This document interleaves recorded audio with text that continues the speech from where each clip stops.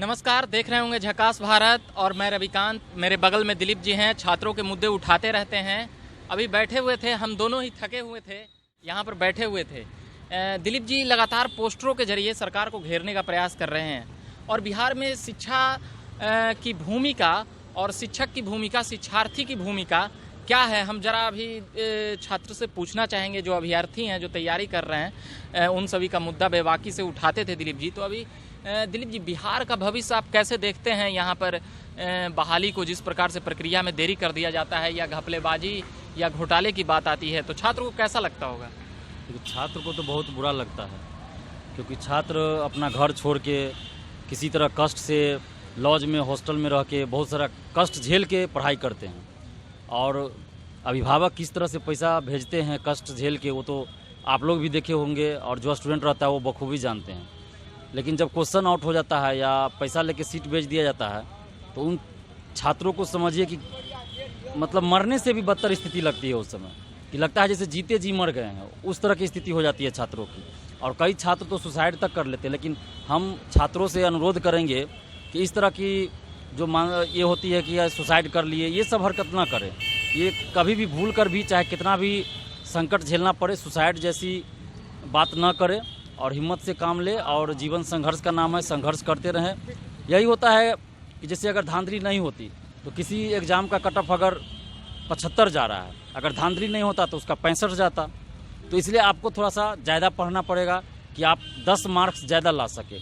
इसके लिए आपको थोड़ा ज़्यादा पढ़ना पड़ेगा। और चूँकि हर एग्ज़ाम में धांधली होती है, ये तो साबित हो चुका है।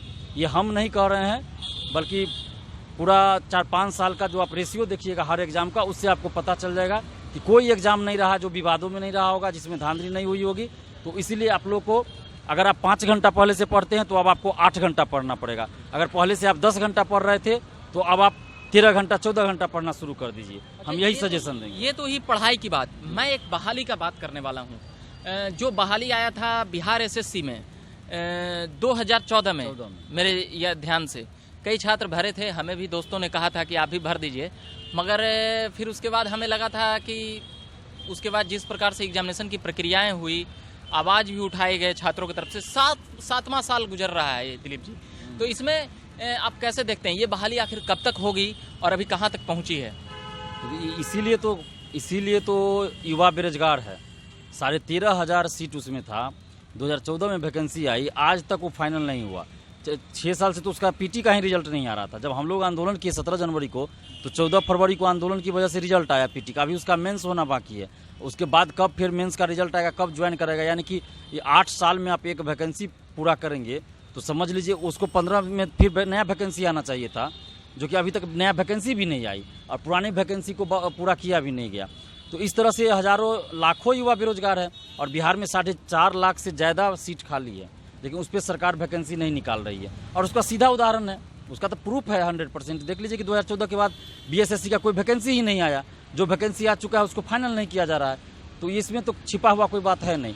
और जब इलेक्शन का समय आता है तो नीतीश जी घोषणा पे घोषणा कर देते हैं, 2-4 वैकेंसी निकाल देंगे ताकि युवा जो है ये देख के खुश हो जाए या पीछे का बात भूल जाए। आज जैसे देख लीजिए, आज मोदी जी कुछ घोषणा कर रहे हैं, एकदम एक से एक पैकेज की घोषणा किए जा रहे हैं बिहार के लिए। और जो 2015 में पैकेज की घोषणा किए थे वो आज तक पूरा नहीं हुआ।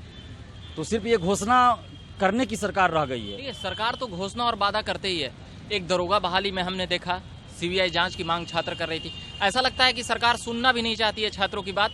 और जहां तक हमको कवर करते हुए समझ में आया, बहाली को लटका कर रखने चाहती है, क्योंकि उसे इससे फ़ायदा है। अगर इम्प्लाई बढ़ेंगे तो उसको वेतन देना पड़ेगा, उसको सुख सुविधाएं देना पड़ेगा, एक प्रकार से लोगों में और जो समस्याओं का निदान होगा। तो सरकार खुद चाहती है कि बहाली लटके। आपको नहीं लगता है? बिल्कुल यही सरकार की यही मंशा ही है कि इलेक्शन के समय में वैकेंसी निकाल दो और उसके बाद जब इलेक्शन हो जाता है तो उस बहाली को लटका दो, 4 साल, 5 साल, 6 साल तक ले जाओ। अब देखिए ना, 2014 में वैकेंसी आई, 2015 में विधानसभा का चुनाव हो गया, फिर 2020 का विधानसभा चुनाव हो रहा और वो वैकेंसी आज तक पूरा नहीं हुआ। तो सरकार तो यही कर ही रही है। जैसे अभी देखिए बहुत सारा वैकेंसी निकाली जा रही है, लेकिन उसका बहाली प्रक्रिया कब पूरी होगी वो कोई नहीं कह सकता है। ये अभी मैं बात कर रहा था दिलीप जी से बिहार में बहाली को लेकर, और ये सब कई बातें चलते रहती है। हम इन तमाम खबरों में बने हुए रहेंगे। और अभी कुछ कहना चाहेंगे दिलीप जी? ये देखिए, और युवाओं का जो मुद्दा होता है, छात्रों का जो मुद्दा है, इसको कहीं भी मतलब प्रमुखता से नहीं दिया जाता है। मीडिया के द्वारा भी प्रमुखता से नहीं छापा जाता है, चाहे वो प्रिंट मीडिया हो, इलेक्ट्रॉनिक मीडिया हो। हालांकि कुछ यूट्यूब चैनल जैसे आए हैं तो वो लोग प्रमुखता से उठाते हैं, और खास के जैसे आप झकास भारत हैं से बराबर आप लोग उठाते रहे हैं। झकास भारत को मैं धन्यवाद देता हूँ कि कम से कम छात्रों के मुद्दा को आप प्रमुखता से इस इलेक्शन के समय में भी उठा रहे हैं, वरना इस इलेक्शन के समय में तो सिर्फ जाति धर्म का मुद्दा उठ रहा है। कहीं भी देखिए, हम 15 सवाल पूछे नीतीश सरकार से, उसको देखिए कोई भी चैनल वाले ने नहीं दिखाया। झकास भारत ने प्रमुखता से जी, आपको धन्यवाद देते हैं कि आपने झकास भारत ने दिखाया, लेकिन जो टीवी चैनल सब है वो सब किसी ने नहीं दिखाया। अपील नहीं करते हैं लोगों से सब्सक्राइब एंड लाइक के लिए? नहीं, हम तो अपील करते हैं, देखिए जो भी चैनल इस तरह का करता है, जो दिखाते हैं स्टूडेंट के मुद्दा को, जैसे आप झकास भारत दिखा रहे हैं, तो हम तो युवाओं से अनुरोध करेंगे कि आप लोग ऐसे चैनलों को प्रोत्साहित कीजिए, सब्सक्राइब कीजिए, ताकि इनको भी मदद मिले और इनका भी उत्साह बढ़े, इनको भी प्रोत्साहन मिले, आत्मबल बढ़े, ताकि स्टूडेंट के मुद्दे को ये और जोर शोर से उठाए। बिल्कुल, छात्रों के मुद्दे हो या और भी कई राजनीतिक कवर हम करते रहते हैं, तो आप लोग सब्सक्राइब जम के करें और लाइक भी जम के करें, और हम ऐसे और भी कई मुद्दे लाएंगे। और छात्रों से ही जुड़ा हुआ बहाली आखिर क्यों नहीं होती है? जो कर्मचारी हैं बिहार एसएससी में, वह किस हैसियत से नौकरी कर रहे हैं, आखिर किस हैसियत से वेतन उठा रहे हैं, यह भी एक बहुत बड़ा सवाल है। वह केवल और केवल जनता का पैसा है, छात्रों का उस पर हक है।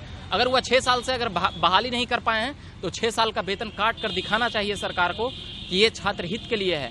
आखिर वहाँ पर वो बैठकर क्यों, किसके लिए कुर्सी तोड़ते हैं? क्या दिलीप जी, ऐसी मांगे छात्रों को उठाना चाहिए कि आखिर वह किस हैसियत से लाख लाख रुपए वेतन उठा रहे हैं, उन सभी का जमा पर्ची होना चाहिए। जो क्लर्क हैं, जो अधिकारी हैं, जो कर्मचारी, आखिर किस हैसियत से बैठे हुए हैं कुर्सी पे? नहीं, देखिए यहाँ पे कर्मचारियों की अगर गलती होती तो हम ऐसा कह सकते, लेकिन अधिकारियों की भी गलती नहीं है, तो सरकार की गलती है। मतलब सत्ता में जो सरकार है, जो बैठी हुई है, जो नेतागण है, उन लोग के चलते अधिकारी ऐसा कर रहे हैं ना। अधिकारी अपने मन से थोड़े कर रहे हैं। तो अधिकारी को कुछ करना चाहिए ना, कि बहाली क्यों नहीं ले रहे हैं, हम लोग को बैठा कर वेतन दीजिएगा। अधिकारी रिजल्ट तैयार रखते हैं, लेकिन उनको परमिशन नहीं दिया जाता है कि आप रिजल्ट निकालिए। अगर वो रिजल्ट निकाल देंगे तो अगले दिन उनको हटा दिया जाएगा।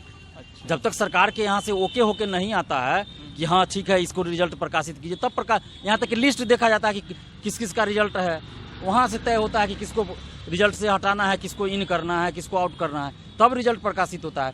अगर कोई अधिकारी, अध्यक्ष, सचिव कुछ ऐसा अपने मन से कर दे कि जो सही रिजल्ट है उसको प्रकाशित कर दे, तो उसको अगले दिन हटा दिया जाएगा। तो ये अधिकारीगण जो बड़े बड़े अधिकारी हैं, जो नेताओं के करीब ही रहते हैं, तो वो नेता के लिए काम करते हैं या जनता के लिए काम करते हैं, ये तो तय करना होगा ना।